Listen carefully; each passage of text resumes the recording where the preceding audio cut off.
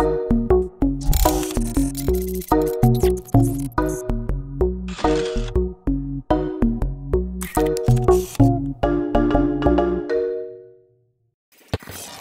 va laisser dans quelques minutes la scène à Alain Guyard, philosophe forain, qui, dans une autre vie, a enseigné la philosophie pendant 20 ans au lycée.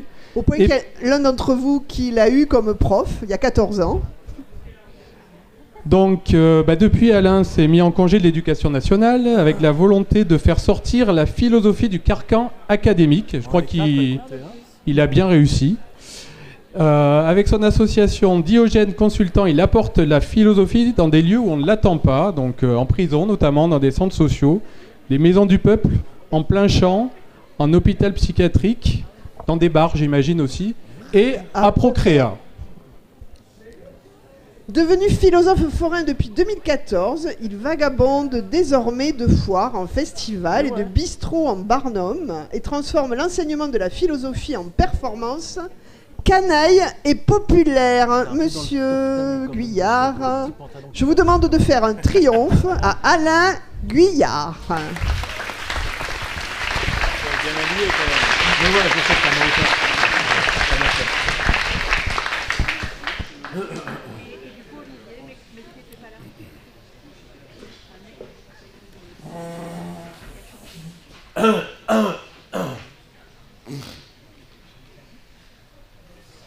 Eh bien, chers amis, merci infiniment Marie-Hélène et Yann, je ne connais que vous. Merci de m'avoir fait l'amitié de m'inviter ce soir pour réfléchir avec vous sur l'accompagnement entrepreneurial. C'est ça, hein? Il me semble que vous êtes nombreux à être venus pour ça. Et que dire? Donc je voudrais un petit peu réfléchir avec vous sur ça aujourd'hui.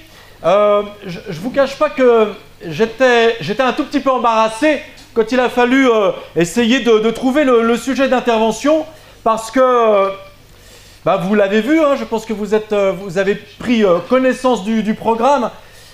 C'est le bonheur entrepreneurial et l'amour dans l'accompagnement, n'est-ce pas? En fait, ils savent pas, ils sont là mais ils savent pas. Alors il me semble que c'est le sujet que vous avez abordé, et moi quand je l'ai vu ce sujet, j'étais un petit peu intimidé, parce que voir tant de congressistes, tant de professionnels qui se réunissent pour parler de bonheur et d'amour, ça peut très très vite quand même tourner en partouze, hein, faut dire les choses telles qu'elles sont. Je vous connais encore pas assez pour savoir à quel endroit... Bon, enfin, en tout cas, c'est la chambre 205. Mais bon, voilà. Et puis, il y a aussi quelque chose qui m'a un tout petit peu, je vais pas dire gêné, stressé, inquiété. C'est que d'invoquer comme ça, dans le monde du travail, le bonheur, la joie, l'orgasme, que sais-je, c'est toujours un peu troublant quand même, c'est toujours un peu même, peut-être un petit peu inquiétant. Donc je m'étais dit, je vais peut-être un peu essayer de réfléchir avec vous là-dessus, avec ces retenues, hein, qui sont les miennes, c'est-à-dire, est-ce que ça vaut le coup, chambre 205, et puis, est-ce que vraiment de faire ainsi cohabiter le monde du travail avec le bonheur, la joie, la jouissance, l'amour, la double... plein de concepts comme ça, est-ce que c'est vraiment quelque chose qu'on peut considérer de manière un petit peu sérieuse? Donc j'avais toutes ces appréhensions. Je rajoute un élément quand même qui est important et qui, je crois, me donne une certaine légitimité pour intervenir ici parmi vous ce soir. C'est que vous allez causer, vous avez déjà commencé à causer accompagnement. Et alors, figurez-vous que j'en connais un petit rayon là-dessus. Parce que moi-même, j'accompagne des accompagnants. Pas comme ça, mais pas dans le milieu que vous fréquentez, dans d'autres milieux. Notamment, alors je vais vous parce que c'est des choses qui sont mignonnes quand même, notamment en soins palliatifs. Je vous invite à y aller. tarte aussi. Non, accompagnant, ça peut être intéressant. Aussi dans le monde médical, dans le monde social, dans le monde socio-médical. Et alors, je me suis dit, mais c'est quand même assez intéressant comme ça de réfléchir avec vous sur cette idée d'accompagnement et puis de voir, au fond, si elle est vraiment soluble avec les autres éléments qui sont convoqués, le monde du travail en entreprise, le bonheur, la jouissance, l'orgasme, l'amour, etc. Donc c'est un petit peu ce que je vais essayer de creuser, de développer avec vous ce soir. Et pour ce faire, donc j'ai fait un très joli PowerPoint.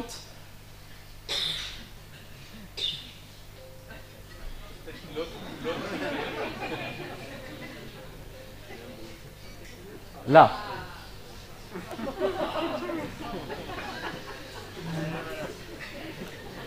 Voilà, le bonheur, l'amour, l'enthousiasme. Voilà, donc le bonheur est dans l'entrepreneuriat et l'amour dans l'accompagnement. En fait, je vais vous dire pourquoi j'avais, comment dire, une espèce de retenue ou une espèce de petite gêne comme ça. C'est qu'en fait, le mot qu'on utilise depuis ce matin, le mot même que vous utilisez vous dans le cadre de votre métier, le mot d'accompagnement, en fait, il a une petite histoire et ça vaut la peine que je vous la raconte. Si vous voulez que je vous raconte une petite histoire. Est-ce que vous voulez que je vous raconte une petite histoire? Oui. Pas bien entendu. Est-ce que vous voulez une petite histoire? Oui. Bon, alors effectivement, les 3 premiers rangs, on est OK. Les autres, non. Bon. La petite histoire, c'est quoi? C'est que le mot accompagnement, il vient des années 60 et il vient d'un milieu particulier. J'ai commencé un tout petit peu à en parler. C'est pas anodin, en fait. L'accompagnement, il vient des soins palliatifs. Il vient des soins palliatifs. Je pense que ça vaut quand même la peine d'y revenir un peu. C'est-à-dire que dans les années 60, il commence à y avoir des gens qui meurent à l'hôpital. Il y en a toujours eu, mais de plus en plus à partir des années 60. Et il y a des personnes qui sont là, qui les assistent, qui les accompagnent. D'où accompagnement. C'est un mot comme ça qui est tout neuf. Et puis... vous le savez sans doute, l'accompagnement aux soins palliatifs, on ne peut pas dire que c'est vraiment de tout repos. Enfin, sauf bien sûr pour celui qui va le connaître définitivement. Mais pour les autres, c'est un petit peu éprouvant quand même. Hein. Donc ça vient de là. Ce qui est quand même très bizarre, quoi. C'est quand même très bizarre que vous fassiez vôtre ce vocabulaire, qui est un vocabulaire qui vient du monde, qui est le monde de la fin de vie. Mais ça me dérange un peu de dire fin de vie. Parce qu'en fait, la fin de vie, ça ne commence pas au moment où on va vous faire rentrer à l'hôpital en soins palliatifs. La fin de vie, ça commence à partir du moment où vous naissez.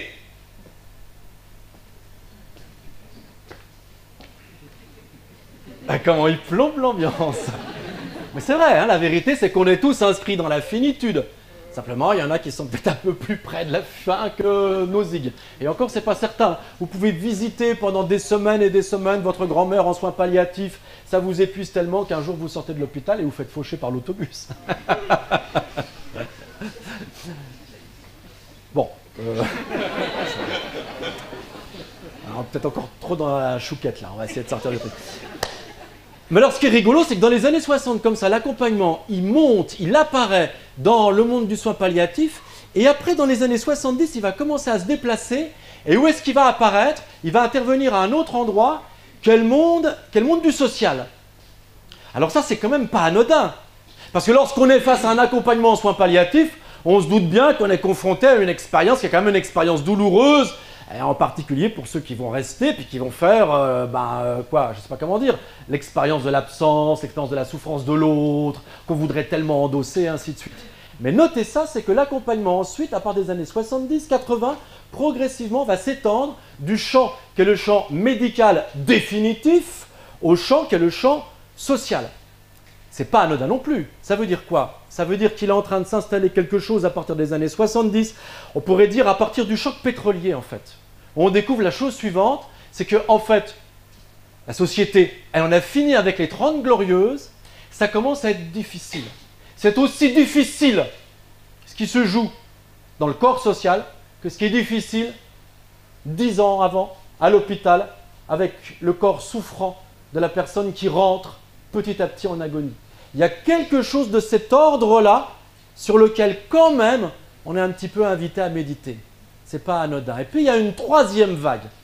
Troisième vague, c'est vous, en fait. À partir vraiment des années 80, il y a un point de bascule. Et le vocabulaire d'accompagnement qui signifiait la crise existentielle douloureuse, la souffrance, du côté du palliatif, qui montrait que la souffrance, elle pouvait être aussi éprouvée dans le champ du social, avec les travailleurs sociaux qui vont de plus en plus être non seulement des éducateurs, non seulement des travailleurs sociaux, mais des accompagnateurs de ceux qui sont dans la déshérence sociale. La troisième vague, c'est vous, c'est-à-dire il y a un accompagnement maintenant qui se joue dans la sphère qui est la sphère de l'économie.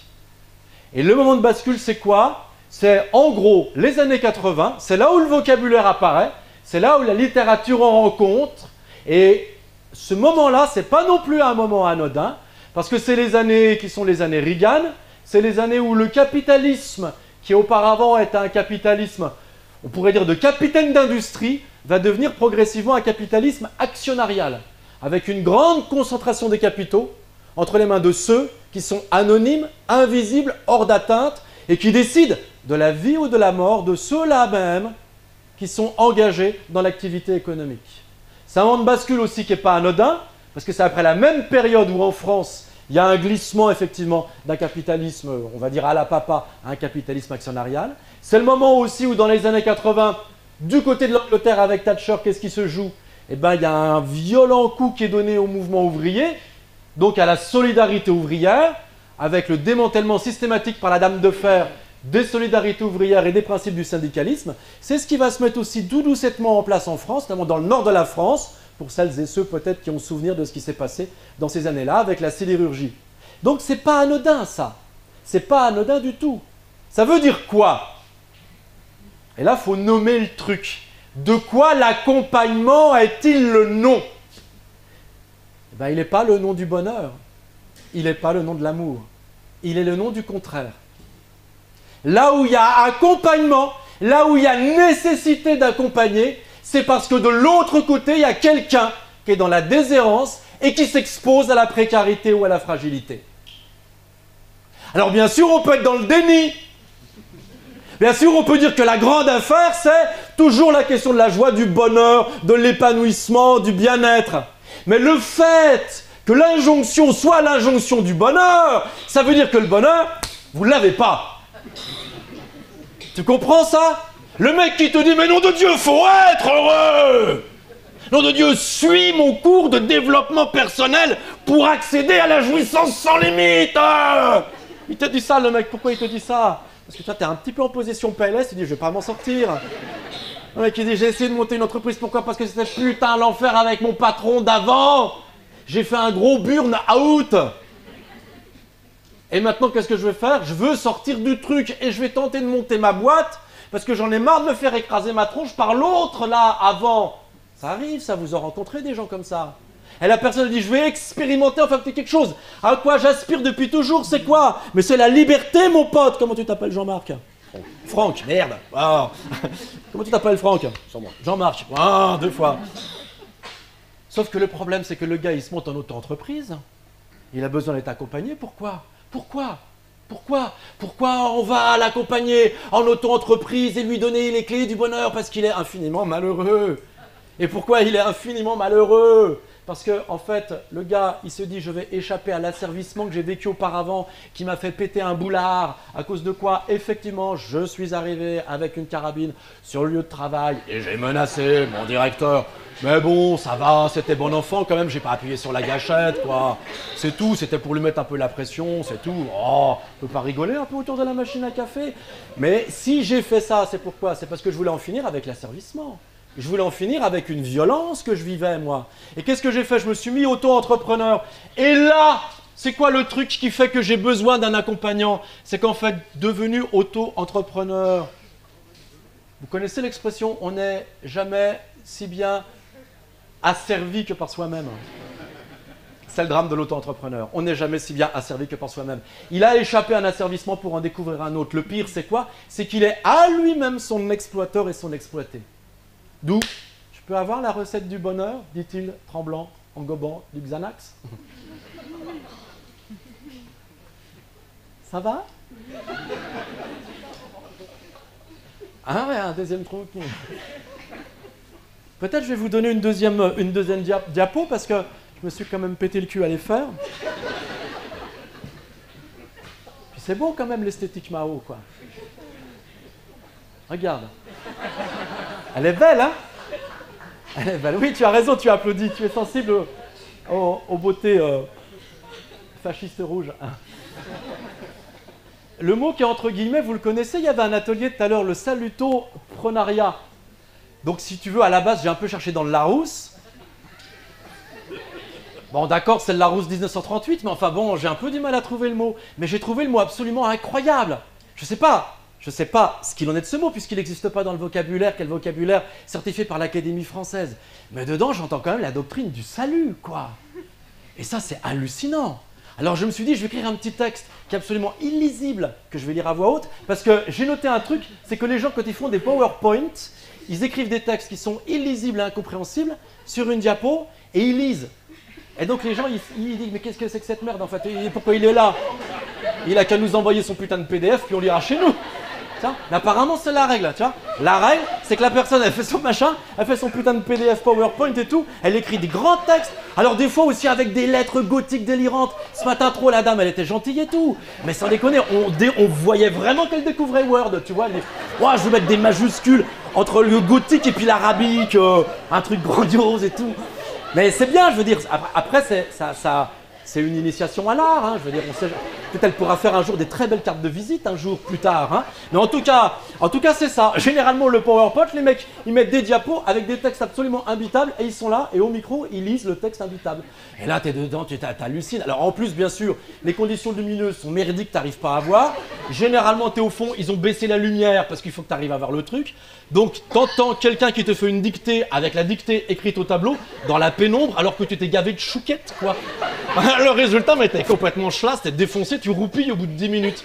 Mais c'est les nouveaux outils pédagogiques de l'entreprise, tu vois. Alors moi, j'ai fait pareil, j'en ai fait un. Et donc, non, mais attends, faut que je sois crédible quand même, tu comprends? Et donc, je vous ai fait un machin sur le salutoprenariat, tu vois. Le salut par l'entreprise. On est vraiment encore dans le même truc, c'est-à-dire, on est tellement loin dans le malaise par rapport à l'entreprise, on en prend tellement dans la figure dans le monde du travail aujourd'hui, c'est tellement accéléré le processus qu'est le processus où il y a vraiment une espèce de sentiment de dépossession de soi-même au fur et à mesure qu'on travaille, burn-out, c'est ça, hein, et bien que je me suis dit, le salutoprenariat, sans doute il retrouve quelque chose, comme la doctrine du salut qui dit, va à corps perdu dans ma formation à 1500 boules et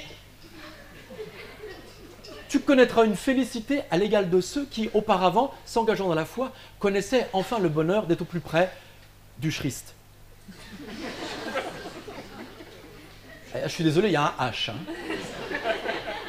Alors je ne le prononce pas, mais alors le Christ sur la croix, parce qu'il faut le mettre quelque part.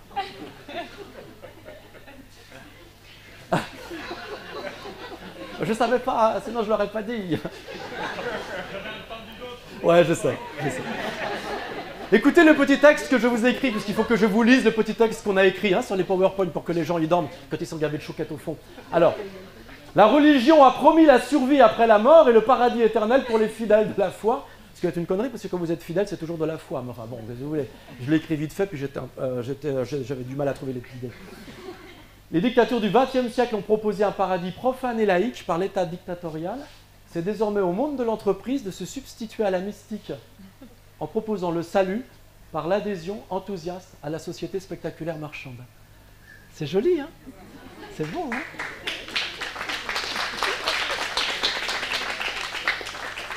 C'est mon cousin. Je lui dis, si tu peux venir pour faire la claque au fond.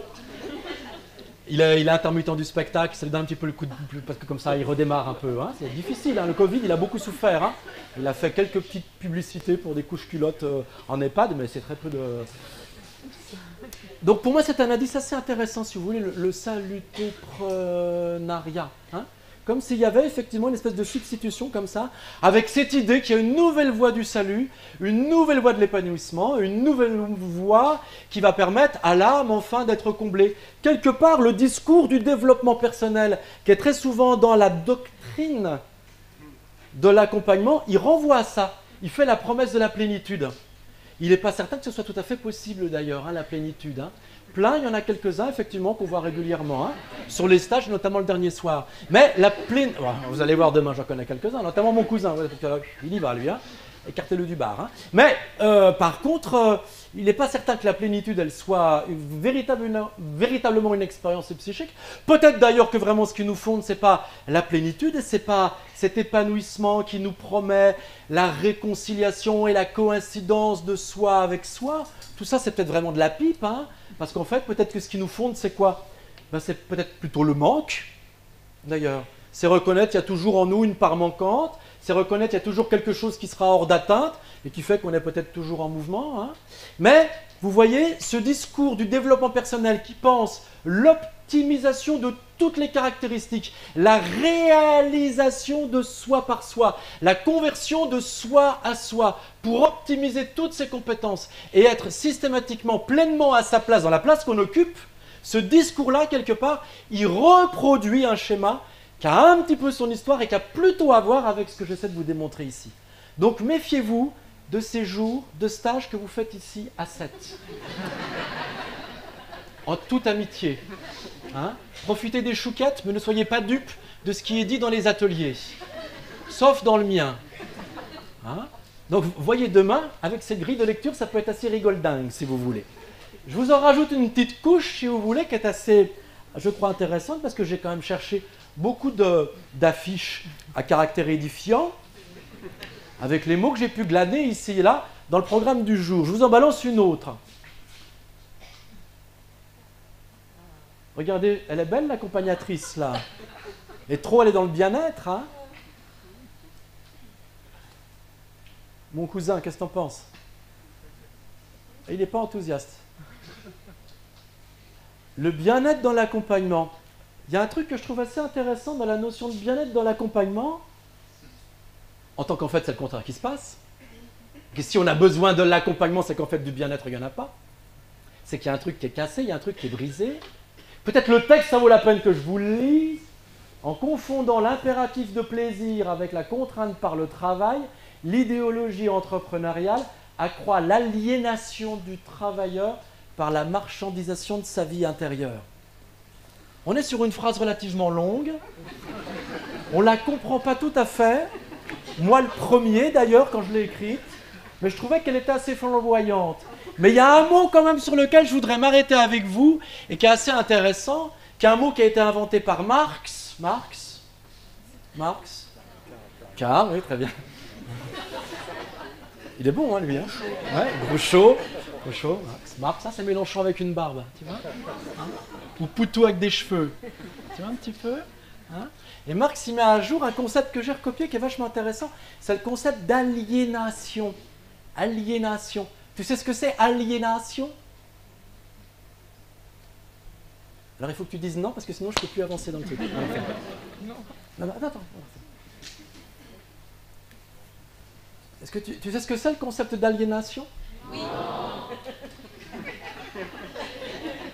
Tu veux en savoir plus sur le concept de l'aliénation? Oui. C'est la femme à mon cousin en fait, elle a divorcé et depuis c'est le clash. Vachement intéressant le concept d'aliénation, mais je pense que tous vous en faites l'expérience le dimanche soir.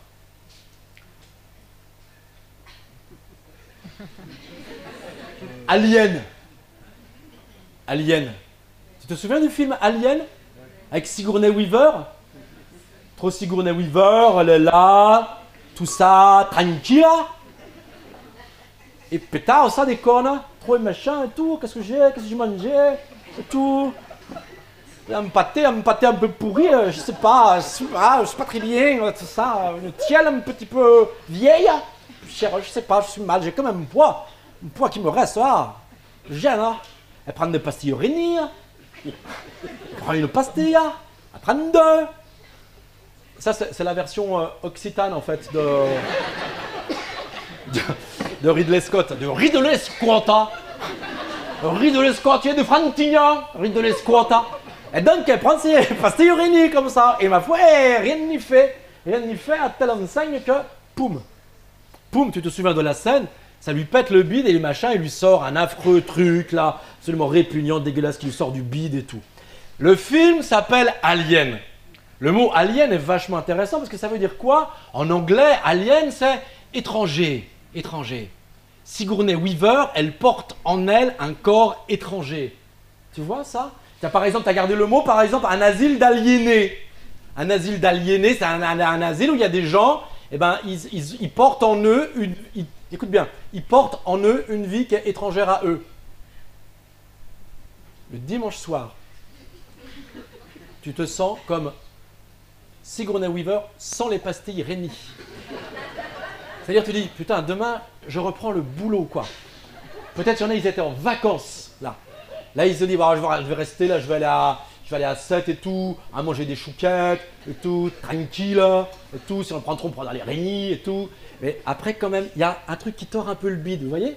La reprise, on appelle ça, la reprise. Ça tord un peu au bide ici, tu vois. Et on l'a aussi le samedi soir, tu sais. Le vendredi, ça va. Le samedi, ça va. Le dimanche matin, ça va. Le dimanche soir, il y a un truc qui noue. Hein. Et c'est quoi le truc qui noue? C'est qu'en fait, pour pas mal d'entre nous, en fait, dès l'instant où je vais retourner au travail, le plus dur, c'est pas l'exploitation. Parce que je le sais que je me fais exploiter quand je suis au travail. Bien sûr, je connais ma valeur, elle est exceptionnelle.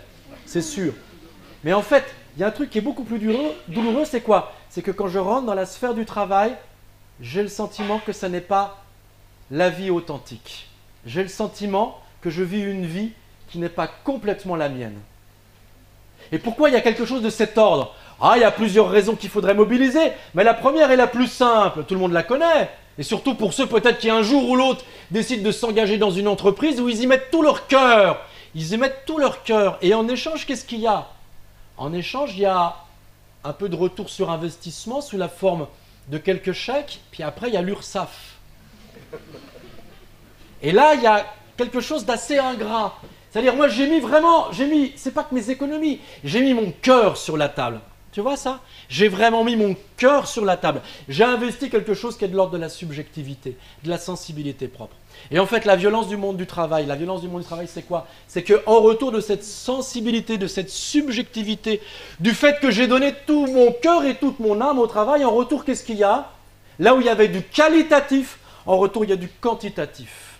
Et le quantitatif, qu'est-ce qu'il caractérise? Il est plutôt petit. Parce que si je voudrais moi, avoir une grosse marge, et puis si je me fais cher sur le marché, ben, je ne vais pas être pris.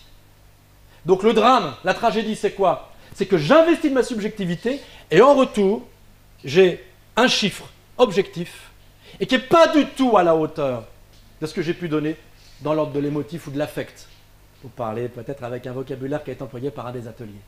Et donc c'est vraiment ici une espèce de séparation, une déchirure, qui fait que quoi qu'il advienne, ce sentiment d'aliénation, il est vrai parce que le monde du travail ne me rétribue pas à ma juste valeur, car la juste valeur, quelle est-elle? Quelque chose qui est de l'ordre de la subjectivité, de la sensibilité, de la reconnaissance de mon humanité, et ça ne peut pas passer sous une forme économique où il y a un chiffre, et moi-même, je vais le baisser pour faire en sorte que je puisse non pas exister, même pas vivre, mais survivre.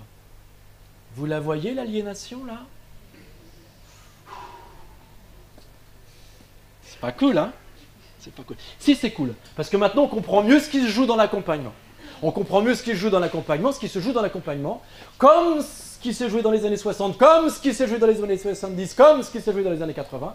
C'est une expérience qui est une expérience douloureuse dans laquelle vous autres accompagnants, vous allez accompagner ceux-là même qui, allez, j'emploie un gros mot philosophique, qui constitutionnellement, essentiellement, dans la vérité sociale et économique, en prennent dans la figure. Ils sont comme l'estomac de Sigourney Weaver, retournés.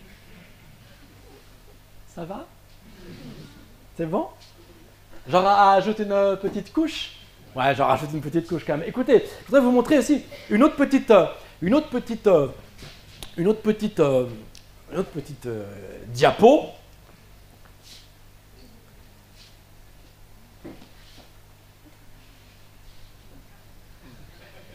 Le bonheur territorial brut. Moi, à la base, j'ai eu un peu peur quand j'ai vu bonheur et brut ensemble. Je me suis dit, il va y avoir des passages à l'acte un peu... Bon. C'est vrai que la plus belle des jouissances, c'est comme d'être une brute. Il faut dire les choses. C'est toujours compliqué d'être délicat. Il faut se retenir, il ne faut pas oser, il faut être prévenant. C'est difficile en fait, la délicatesse. Les gens délicats sont très souvent malheureux. Je ne sais pas si vous avez noté ça. mais c'est vrai, hein, plus la personne elle est délicate, plus elle a de la retenue. Plus elle a de la morale, plus elle a des entraves. Moins elle ose des trucs. Donc moins elle est heureuse. Par contre, hein, trop les mecs qui sont bien, c'est des gros fumiers. On vous le dit dans les ateliers, ça? On devrait, hein, ça irait beaucoup mieux après quand même. Hein. Ça irait beaucoup mieux. Hein. Et donc je me suis dit, ah bah c'est rigolo, comme ça il y a un territoire où le bonheur est vraiment réservé aux brutes. Ça me plaît, c'est assez cohérent. Et après, j'ai regardé un peu plus, mais c'est pas exactement ça. Alors, je me suis dit, bon, c'est pareil, il faut que je fasse une petite phrase à la con que personne ne va comprendre, mais que je vais lire à voix haute. Alors, je vous en ai trouvé une. Alors, vous allez voir, c'est pas mal non plus. Beaucoup de vocabulaire compliqué, phrases longues, des connecteurs logiques un peu durs aussi, tout ça. Mais bon, c'est la base du philosophe. Hein. Le philosophe, quand même, s'il commence à être compréhensible, il est plus complètement philosophe. Hein. Ah, je veux dire, pour être légitime, quand même, c'est que vous ne me compreniez pas. Parce que si vous commencez à me comprendre, ça veut dire vous allez devenir philosophe. Et alors quoi, je vais fermer ma gueule et puis vous allez parler à ma place. Pas question, tu comprends? Donc, plutôt quand même pareil, un texte dense, intéressant. Et voilà le propos que je vous propose. Je vous ai mis des noms d'auteurs aussi à côté. Hein. Là, je vous ai mis Foucault. Alors que les choses soient claires.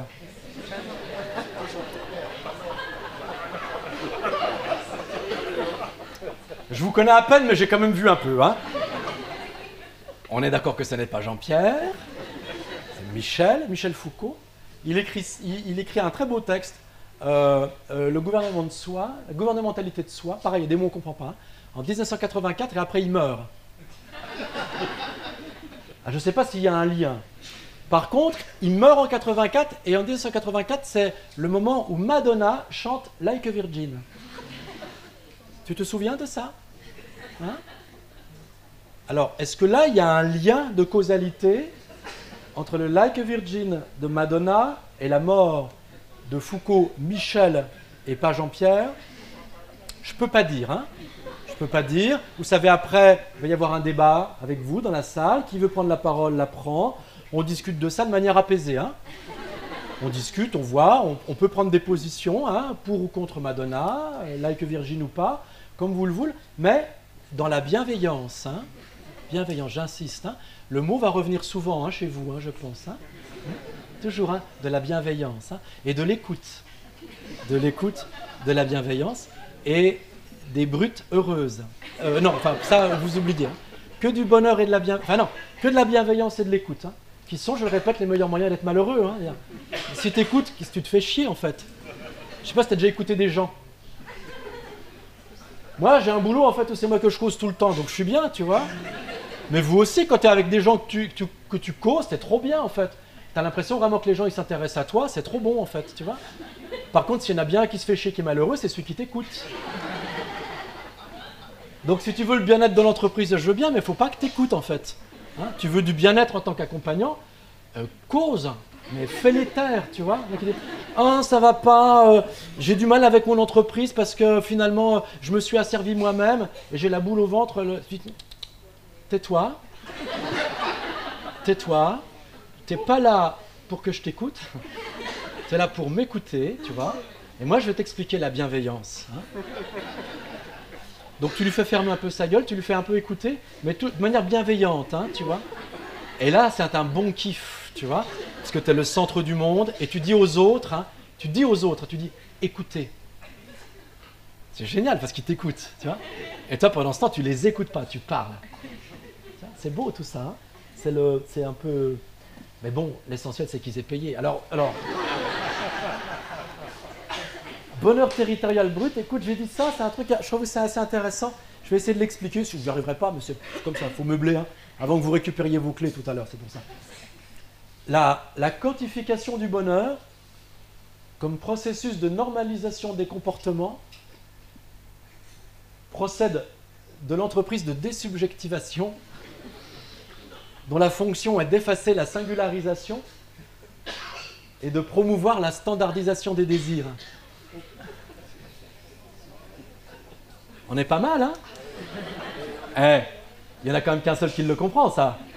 C'est important. C'est important, mais il y a un truc qui est intéressant aussi, qui peut expliquer pourquoi, justement, de plus en plus, il réapparaît cette dimension de l'accompagnement, pourquoi de plus en plus, il y a besoin d'un coaching.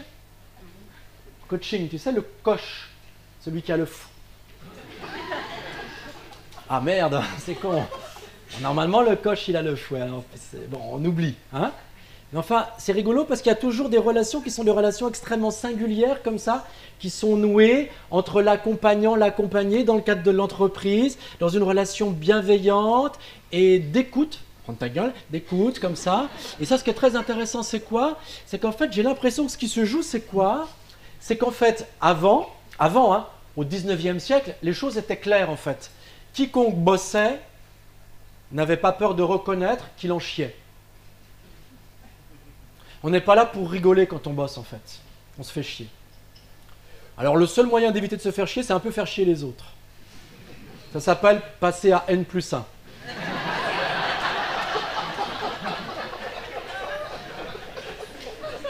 Vrai, faux? On est d'accord. Donc elle est simple hein, l'équation dans le monde du travail. Me faire chier ou faire chier les autres. Pim, poum, pim. Et plus le mec il monte, plus il dit comme ça, il n'y aura plus personne qui me fera chier au-dessus. Sauf que le problème, c'est qu'en fait, il est dépendant de tous les autres qui, une bonne fois pour toutes, peuvent décider vraiment de le faire chier, tu vois.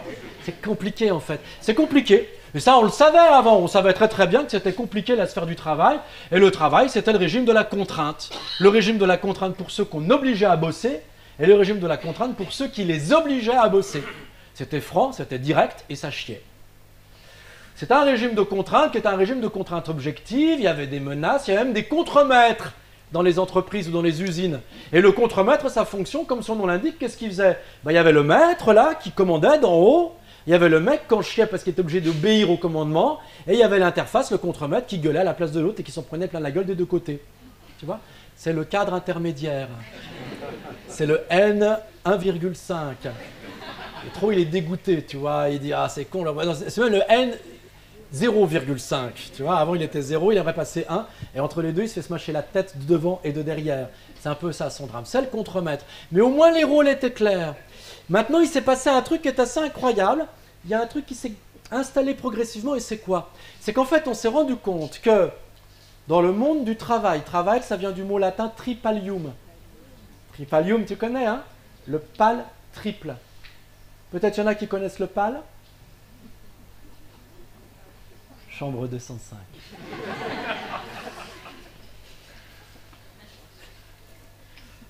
Est-ce que c'est enregistré, ça? Il y a le pal triple. Pal triple, c'était ce qu'on réservait en fait à l'esclave qui s'enfuyait, qui voulait échapper à l'horreur du travail. Et lorsqu'il était rattrapé, il était assis sur ce pal triple. Et c'était donc un instrument de torture que le travail. Donc le travail, il est marqué au sceau de la contrainte et il vient comme ça d'une puissance qui est une puissance dominante à laquelle je suis obligé de me soumettre parce que la violence est là. On s'est rendu compte que ça ne marche pas très très bien en fait. Si vous voulez, au sein de l'entreprise, autour de la machine à café, c'est moyen. L'ambiance, hein, entre le mec qui revient du tripal, si tu veux, comme ça, et puis le N0,5 qui lui a dit « Alors, hein, tu vas y retourner au taf ?» Pas trop, pas trop, non, pas trop. Et en fait, on s'est rendu compte que le meilleur moyen pour que ça marche dans l'entreprise, c'est quoi? Et il y a un glissement qui s'est opéré au moment où l'accompagnement commence à apparaître, dans les années 60-80. Au moment où le management apparaît aussi. Et en fait, c'est quoi le truc? C'est plutôt que d'imposer de l'extérieur une contrainte qui sera toujours violente, conscientisée, identifiée, faire en sorte que la personne, elle devance la contrainte, elle anticipe la contrainte, et mieux encore, qu'elle ait l'impression qu'elle n'existe pas cette contrainte parce qu'elle l'a tellement intégrée qu'elle se l'inflige à elle-même qu'il y a un contremaître ou qu'il n'y en ait pas. Vous voyez ça? Peut-être il y a des entreprises qui font ça.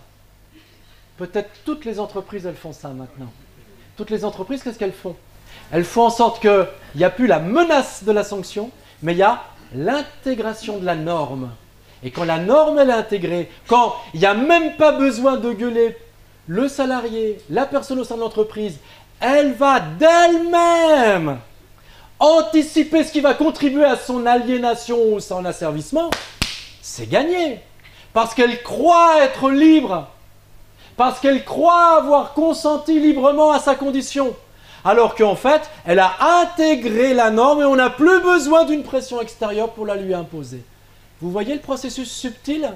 Ce processus subtil, c'est à cause de quoi? Il y en a qui, par exemple, ils viennent là, tu vois, ils viennent sur un stage, il y a la plage à côté, il y a les chouquettes ici, il y a trop un beau gosse dans la chambre 205, Et qu'est-ce qu'ils font? Ils viennent avec leur ordi et ils rattrapent les mails en retard. C'est grandiose. Il n'y a même pas eu besoin de les engueuler pour qu'ils le fassent. C'est sublime. C'est grandiose. Et même, c'est encore plus drôle, il y en a qui profitent le soir qu'enfin les enfants sont couchés et que la femme, elle a mal à la tête pour mettre à jour, effectivement, les organigrammes et les tableaux Excel. C'est grandiose. Parce qu'il n'y a même pas là à payer, il n'y a même pas à pointer, il n'y a même plus de pointeuses. Et ce qu'on a constaté, c'est qu'il n'y a plus de pointeuses, qu'il n'y a plus de contraintes, maintenant, les gens travaillent plus pour le même salaire. Magnifique. Mais pour ça, qu'est-ce qu'il faut? Il faut raboter le désir propre de la personne.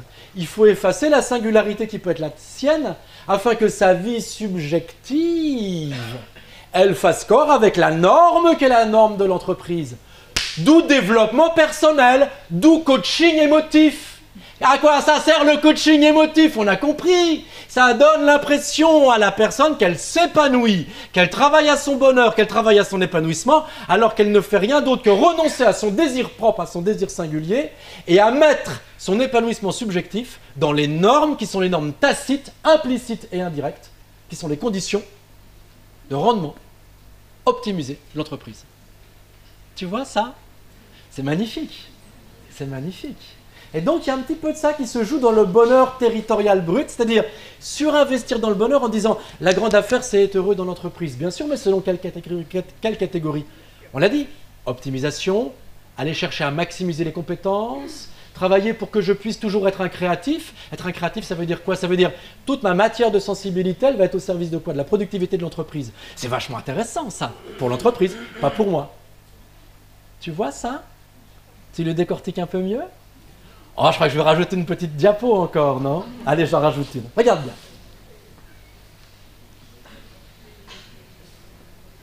J'ai vu ça aussi. J'ai vu les comités sympathiques. Ah ouais, toujours la banane. Aliéné mais content. Hein? Les comités sympathiques d'accompagnement. Alors c'est pareil, je vous ai mis trop une grosse phrase. Le capitalisme du troisième genre, s'il y a 3 genres au capitalisme, c'est un petit peu comme Drag Race France. Tu as homme, femme et autres genres. Et ben, il y a un 3e genre de capitalisme. En inventant le management, ça c'est aussi vachement joli. C'est intéressant de penser le management à la lumière de l'accompagnement. Le capitalisme du 3e genre, en inventant le management, obéit à une double contrainte. Premièrement, s'opposer à l'autonomisation croissante des collectifs de travailleurs qui développent l'autogestion dans le droit fil des mouvements sociaux d'après 68. Ouais, ça apparaît au même moment. Et mobiliser la dernière source à exploiter après l'épuisement des ressources naturelles, la vie affective des travailleurs. Je trouve ça mignon aussi. C'est vrai que c'est assez rigolo parce qu'il apparaît ce vocabulaire aussi, le vocabulaire de management, au sein même de l'accompagnement. Alors le vocabulaire de management, il est aussi mimi. Tout à l'heure, ma langue elle a fourché quand j'ai parlé des coachs, dont je vous ai montré qu'ils maniaient le fouet. Mais c'est vrai, parce que le management, en fait, d'où ça vient? C'est du vocabulaire italien, du XVIe siècle. Managgiare. Je fais des études de pizzaiolo, tu m'excuses. Et managgiare, c'est quoi? En fait, c'est emmener le cheval au manège. Ça vient de là. Et au manège, qu'est-ce que tu fais? Tu tournes en rond quand même, hein? Tu tournes en rond avec cette laisse courte là, cette longe courte, qui te permet effectivement de quoi faire? De faire en sorte que la liberté qui était la tienne, elle soit progressivement dressée, domestiquée. Hein? Et le managgiare va donner le management en passant par la langue qui est la langue anglo-saxonne. Mais l'étymologie, elle n'est pas anodine. Elle laisse entendre que ce qui se joue dans le management, dans les mêmes années où commencent à émerger aussi les doctrines qui sont les doctrines de l'accompagnement, eh bien, il commence à émerger quelque chose qui est intéressant, c'est qu'il s'agit de faire en sorte que les collectifs de travailleurs qui se sont auto-organisés dans les grandes luttes sociales des années 70, ils cessent d'être organisés par rapport à leur propre savoir-faire, par rapport à leur propre compréhension du métier. Et au contraire, on va leur donner de l'extérieur par le management des exigences qui sont des exigences autres. On va décomposer le métier en autant de compétences, alors que le métier c'est une totalité, une globalité, et ce n'est pas des actes séparés. Et puis on va imposer quoi? Quelque chose qui a à voir avec un impératif de production, ou un impératif de d'intégration de tout ce qui est de l'ordre de la normativité. Alors que du côté des travailleurs, qu'est-ce qu'il peut y avoir comme horizon? Souvenez-vous, j'ai commencé par ça, l'amour de la belle ouvrage. Et c'est là où il y a vraiment une équipe qui marche. Une équipe, elle marche quand? Quand tous contribuent à l'amour de la belle ouvrage. Sauf... C'est mon cousin, il s'est réveillé. Mais le problème, il est qu'au moment où il y avait la possibilité de cette expérience collective de l'amour de la belle ouvrage, dans le même temps, bien sûr, il y a un autre impératif, qui est l'impératif de la productivité, qui est l'impératif de, un gros mot philosophique, de l'hétéronomie, c'est-à-dire l'équipe ne doit pas être autonome, elle doit rendre compte, selon des critères qui ne sont pas les siens, la belle ouvrage, mais selon des critères qui viennent de l'extérieur et du dehors, le management. Et là, encore, il y a hiatus. Il est temps de conclure, mes petits zizi, mes petites zézettes, mes petites zizettes, puisque depuis Drag Race France, on est... Mais peut-être ZZ aussi, parce qu'on peut le faire dans l'autre sens aussi. Il est temps de conclure. Voilà. Il est temps de conclure. Alors, que dire? Ce que j'ai modestement cherché à faire. Mais ensuite, le jeu, c'est peut-être que nous en débattions ensemble dans les quelques minutes qui nous resteront. Je crois que vous avez vos clés à 6h15, n'est-ce pas? 15. T'as déjà la tienne. L'autre, elle a déjà la sienne, elle dit 6h30. Elle est pas chiée quand même. Trop, elle fait du bon accompagnement de manager, elle. C'est vrai? La conclusion qu'on va faire rapidement, puisque ensuite peut-être on va échanger un petit peu, puis après je circulerai parmi vous, si vous voulez, dehors pour boire le coup. 205. Si vous voulez, peut-être là où je vous emmène, c'est quoi?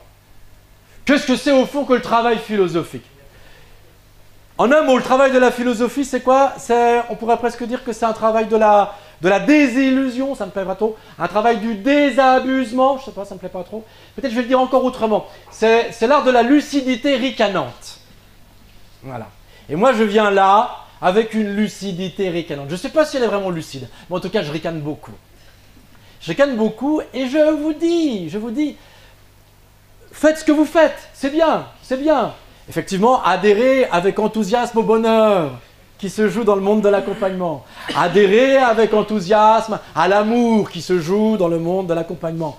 Je veux bien l'entendre, mais ricanez. Mais n'ayez pas peur de prendre un tout petit peu de distance. Méfiez-vous parce que l'histoire de l'accompagnement, elle n'est pas anodine et elle renvoie à quelque chose qui est beaucoup plus opaque, qui est beaucoup plus complexe, qui est beaucoup plus diffracté. Là où il y a besoin d'accompagnement, c'est parce qu'il y a eu une mue du régime économique, c'est parce qu'il y a eu une mue des conditions d'aliénation, c'est parce que dorénavant, il y a eu une transformation intérieure qui s'est faite en raison de la transformation même du régime économique qui est le nôtre. Donc soyez attentifs à tout ça pour une raison toute simple. C'est qu'en majeure partie, vous êtes ici des accompagnateurs, des accompagnatrices. Il y en a peut-être aussi qui parmi vous sont des accompagnés, des accompagnés, ou des futurs accompagnés, ou des futurs accompagnés.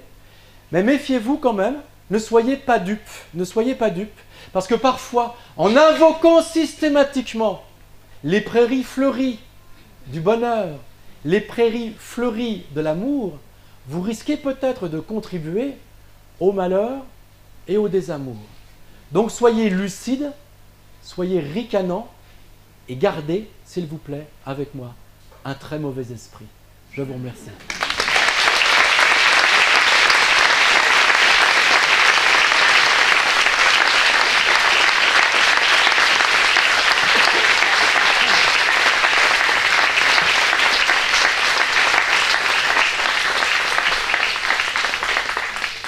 On peut prendre quelques minutes, si vous le voulez bien, pour des questions, des remarques, des interventions, à votre disposition, mes chers amis.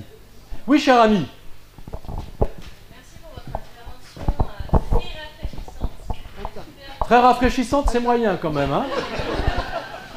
C'est une autre mise en perspective. Tiens, n'oublie pas le micro. Voilà. Donc, merci pour cette mise en perspective qu'on n'a pas forcément l'habitude, effectivement, d'entendre. Donc encore une fois, merci pour cela. Et il y a une citation que je ferai de Voltaire qui m'a fait écho, qui est la suivante: l'oreille est le chemin du cœur. Et ce qui est assez marrant là-dessus, c'est que en tant qu'accompagnant, on écoute beaucoup, enfin du moins c'est quand même quelque chose que l'on doit faire et que l'on apprécie faire. Et donc du coup on est dans l'émotion et quelque part on est dans l'amour de l'autre à travers cela. Mais toutefois, son origine est amusante, puisque Voltaire faisait référence à Jeanne d'Arc et les voix qu'elle entendait. Donc voilà, je trouvais intéressant de partager cette citation. Je vous remercie.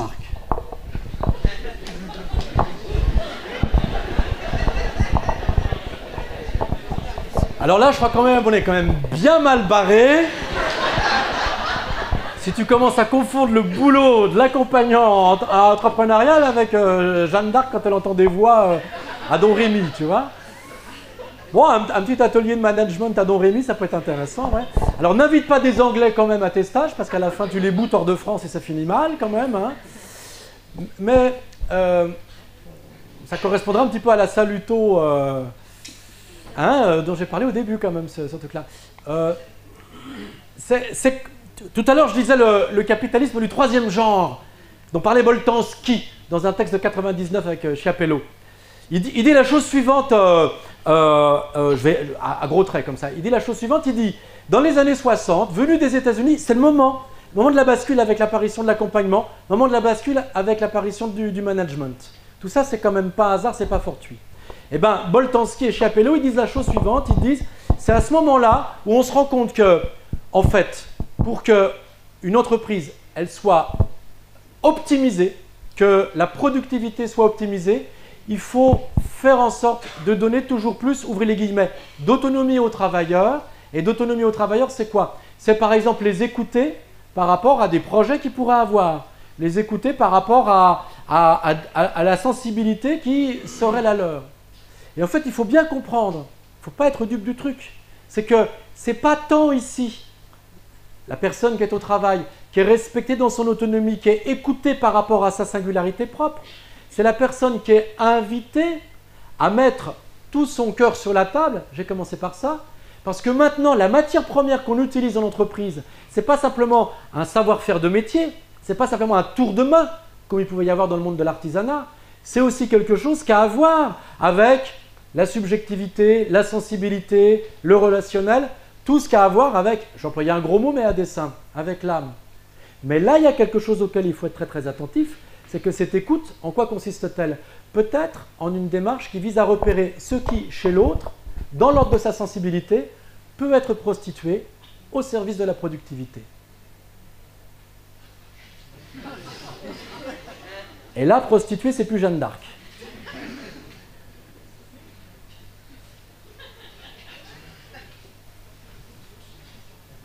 Une autre petite... Non, je plaisante, hein, bien sûr, hein, t'inquiète pas. Une autre petite intervention? Oui, cher ami. Ici, peut-être le micro. Ah, puis une là-bas aussi. D'abord ici, puis là ensuite. Moi, j'ai pris une énorme claque.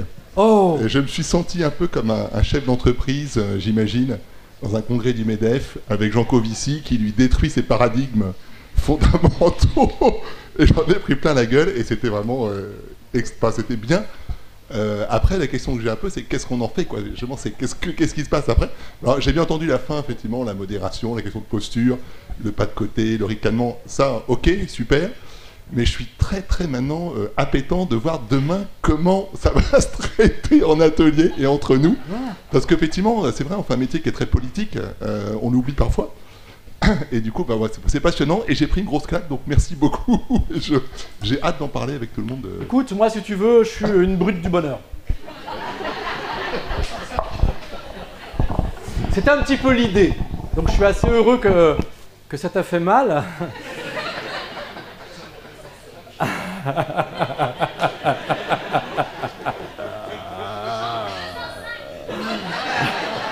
Chambre de 500, que tu viendras avec ta cagoule, la fermeture est claire. Non, mais c'est l'idée, bien sûr, bien sûr. C'est de vous mettre en tension intellectuelle, pour que vous puissiez avoir du grain à moudre et que vous ne soyez pas dans les automatismes de pensée et dans les ronronnements. Une fois encore, je le dis, je l'ai dit de manière légère tout à l'heure, hein, mais méfiez-vous quand même, parce qu'à force de vous croire prescripteur du bonheur et de l'amour, dans le monde de l'accompagnement social et médical que je connais beaucoup, ça fait des ravages. Donc, soyez quand même vigilants sur le coup. Hein. Après, ça c'est à vous de faire monter la béchamel. Je ne sais pas ce que vous allez faire demain. Mais gardez cette vigilance, gardez cette lucidité. Hein. Oui, puis tu feras monter bien la béchamel, j'ai confiance en toi. Une intervention ici? Oui, je ne citerai pas Jeanne d'Arc, que l'on n'a pas cru, donc on l'a cuite, bien évidemment.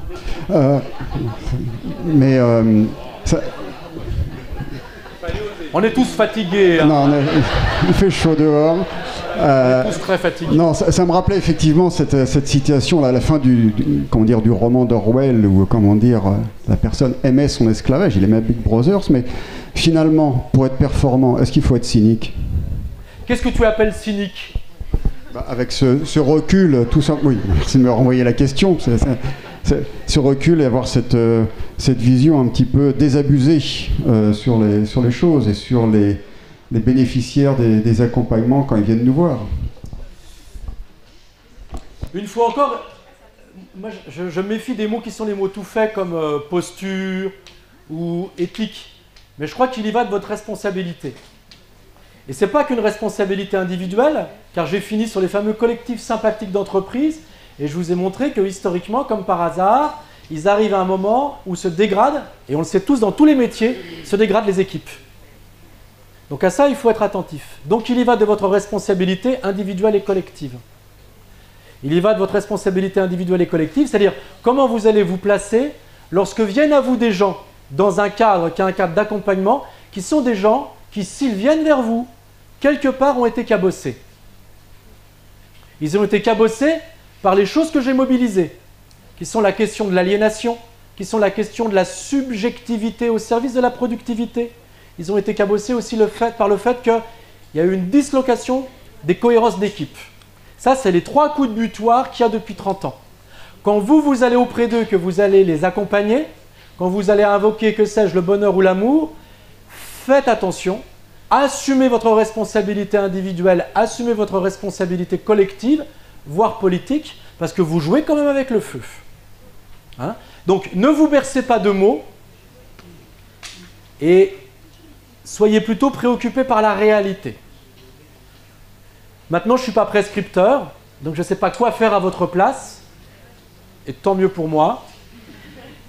Donc, je peux dire que ça, quoi. Pour revenir sur un dernier point par rapport au mot cynique, donc pour moi, il ne s'agit pas d'être cynique, il s'agit d'être responsable. Ce que j'appelle le désabusé, c'est quoi? Le désabusé, c'est celui qui sait garder des abus et des enthousiasmes. Et l'enthousiasme du bonheur et de l'amour, ça m'a fait vraiment songer au discours délirant des dictatures du XXe siècle. C'est pour ça que je vous dis, soyez un peu désabusés, soyez ricanants, ne croyez pas trop à ces trucs-là. Une petite dernière pour la route. Là-bas? Oui. Question assez courte si tu veux bien. Oui, c'est une question pour toi justement. Tu es entrepreneur, j'imagine. Du coup, comment vis-tu ta propre aliénation?